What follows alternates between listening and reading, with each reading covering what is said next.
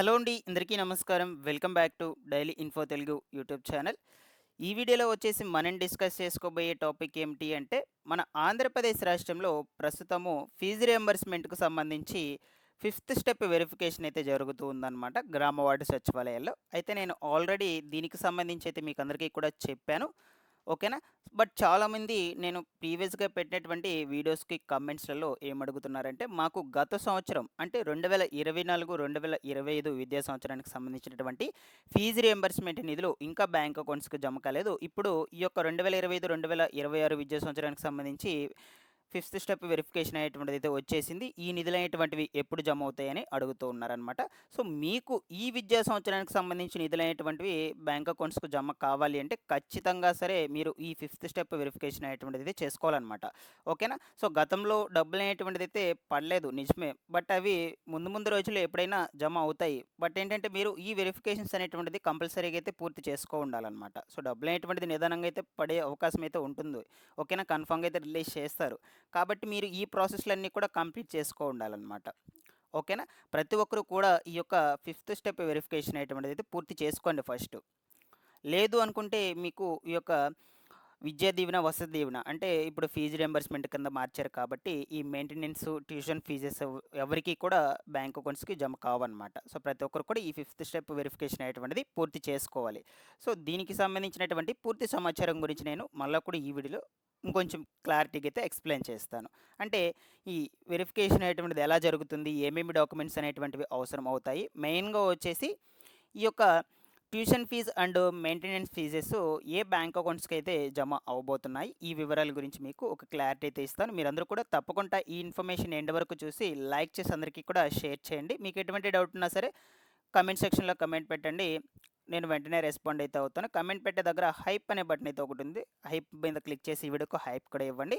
First time గనుక ఛానల్‌ని visit చేయడానికి వచ్చినటువంటి వాళ్ళు ఉన్నట్లయితే ఛానల్‌ని సబ్స్క్రైబ్ చేసుకునేసి పక్కనే ఉన్నటువంటి బెల్ ఐకాన్‌ని క్లిక్ చేసి ఆన్‌లో అయితే పెట్టుకునేసేయండి. ఒకసారి టెలిగ్రామ్ గ్రూప్‌ని కూడా విజిట్ చేయండి. మీకు యూజ్ అయ్యే కంటెంట్ టెలిగ్రామ్ గ్రూప్ ద్వారా కూడా అప్డేట్ అయితే చేస్తూ ఉంటాను. డిస్క్రిప్షన్ అయితే లింక్ పెట్టున్నాను. ఇక లేట్ చేయకుండా టాపిక్‌లోకి గనుక వచ్చేసినట్లయితే ప్రస్తుతం మనకు ఈ యొక్క ఫీజు రియంబర్స్‌మెంట్ పథకానికి సంబంధించి 2025, 2026 విద్యా సంవత్సరానికి మీకు tuition fees and maintenance fees పడాలి అంటే ఈ ఫిఫ్త్ స్టెప్ వెరిఫికేషన్ అనేటువంటిది కంపల్సరీగా చేసుకోవాలన్నమాట మీరు. ఓకేనా? సో, చాలామంది గతంలో వాటి గురించి అయితే అడుగుతున్నారు. సో, ప్రస్తుతానికైతే గతంలోటివైతే పక్కన పెట్టండి. ఫస్ట్ అయితే మీరు ఈ యొక్క వెరిఫికేషన్ అనేటువంటిదైతే కంప్లీట్ చేసుకోండి. తొలుత వచ్చేసి మీరు మీ యొక్క కాలేజెస్ ఏవైతే ఉంటాయో అక్కడ రిజిస్ట్రేషన్ అనేటువంటిదైతే చేసుకోవాలన్నమాట మీ యొక్క పూర్తి వివరాలతో. దాని తర్వాత మీరక్కడ బయోమెట్రిక్ వేశాక, మీ పేర్లన్నీ కూడా మీ పేర్లొచ్చేసి ఎక్కడ మ్యాపింగ్ అయ్యుంటాయో ఆ క్లస్టర్‌లోకైతే రావడం జరుగుతుంది. అప్పుడు గ్రామ వార్డు సచివాలయం అధికారుల దగ్గర మీరు వెళ్లి మళ్ళా కూడా ఈ ఫిఫ్త్ స్టెప్ వెరిఫికేషన్ అనేటువంటిదైతే చేసుకోవాలనమాట. ఓకేనా? సో, మనకు ఈ యొక్క fee reimbursement and maintenance fees అయితే వస్తాయి. సంవత్సరానికి డిగ్రీకి అండ్ బీటెక్‌కి వీళ్ళందరికీ కూడా డిఫరెంట్‌గా అయితే ఉంటాయన్నమాట ఫీజెస్.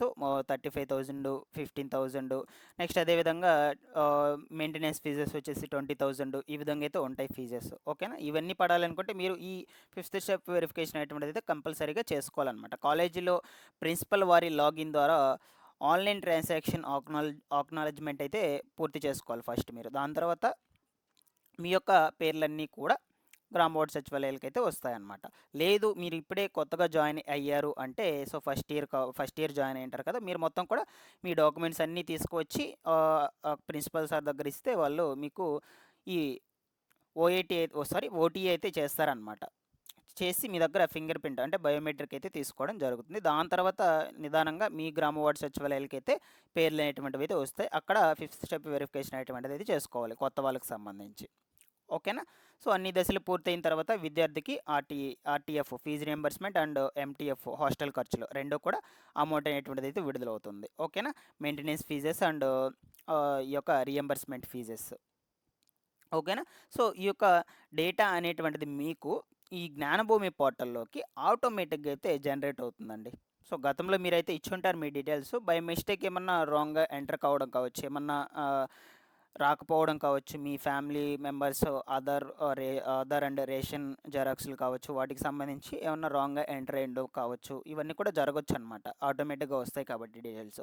సో, మీరు వెరిఫికేషన్‌కి వెళ్ళేటప్పుడు మీ మదర్ అండ్ ఫాదరు ఓకేనా? ఇన్ కేసు మదర్ లేకపోతే ఫాదర్ యొక్క ఆధార్ జెరాక్స్ కావచ్చు, ఇద్దరు లేకపోతే గార్డియన్ యొక్క ఆధారు ఈ జెరాక్స్‌లు అనేటువంటివి అయితే తీసుకువెళ్ళండి. అక్కడ మళ్ళా కూడా వాళ్ళు వెల్ఫేర్ అసిస్టెంట్ గారు రీచెక్ అయితే చేస్తారనమాట. రీచెక్ చేసి అన్నీ కరెక్ట్‌గా ఉన్నాయా లేదా అని చూస్తారనమాట. ఇన్ కేస్ ఏమన్నా మిస్ అయినట్లయితే ఆ డాక్యుమెంట్స్ తీసుకుంటారు మీ దగ్గర నుంచి. సో, ప్రాపర్‌గా అన్నీ కూడా తీసుకువెళ్ళండి. ఇప్పుడు నేను చెప్తాను ఈ ఫిఫ్త్ స్టెప్ వెరిఫికేషన్‌కి కావాల్సినటువంటి డాక్యుమెంట్స్ ఏంటి అనే విషయం గురించి కూడా. ఇక్కడ చూడొచ్చు మీకు క్లియర్‌గా కనిపిస్తుంది. ఓకేనా?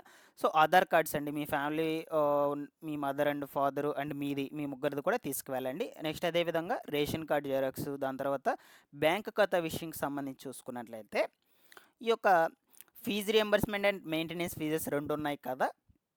సో, ఈ యొక్క ఫీజ్ రియంబర్స్‌మెంట్, మెయింటెనెన్స్ ఫీజెస్‌లో ఫీజ్ రియంబర్స్‌మెంట్ మాత్రం డైరెక్ట్‌గా కాలేజ్ యాజమాన్యం బ్యాంక్ అకౌంట్స్‌కైతే జమ కావడం అయితే జరుగుతుంది. దాంతో అయితే సంబంధం లేదు మీకు.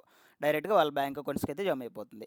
ఇక రిమైనింగ్ ఉండేది మనకు ఎంటీఎఫ్ అంటే మెయింటెనెన్స్ ఫీజ్ రియంబర్స్‌మెంట్ అనమాట. ఈ యొక్క మెయింటెనెన్స్ ఫీజ్ రియంబర్స్‌మెంట్ వచ్చేసి మీకు కొంతమందికి ఈ ఎస్సీ, ఎస్టీ క్యాండిడేట్స్ కాకుండా రిమైనింగ్ కేటగిరీకి చెందినటువంటి వాళ్ళు ఎవరైతే ఉన్నారో వాళ్ళకి మాత్రం మీ మదర్ అండ్ మీది జాయింట్ అకౌంట్ ఉండాలి. ఓకేనా? ఆ జాయింట్ అకౌంట్‌లోకైతే జమ అవుతుందనమాట.